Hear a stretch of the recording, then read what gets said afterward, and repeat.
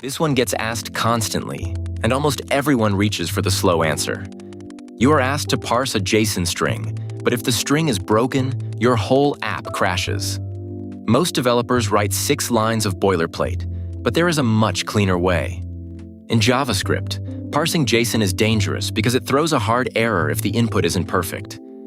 If you're fetching data from an API and a single bracket is missing, your entire frontend goes white.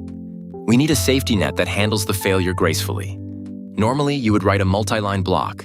You start with a try statement, call the parser, return the result, and then add a catch block just to return a fallback value. It's a lot of noise for a simple task. Let's look at how to do all of that in a single expression.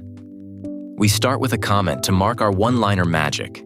This pattern is something you can drop into any utility file to keep your main logic clean and readable. We define a constant called safe.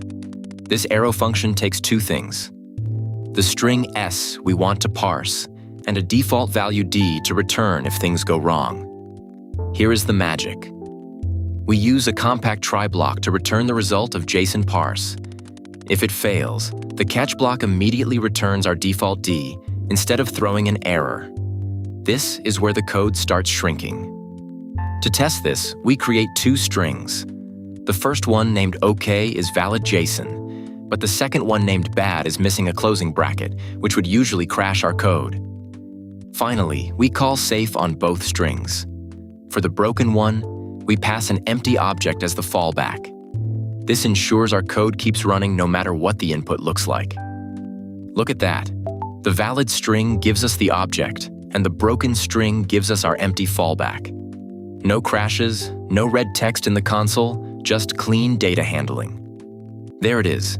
That's the answer we were after.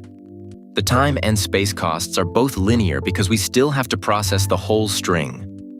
The real win here is using the modern optional catch binding to keep the code tiny without losing any safety.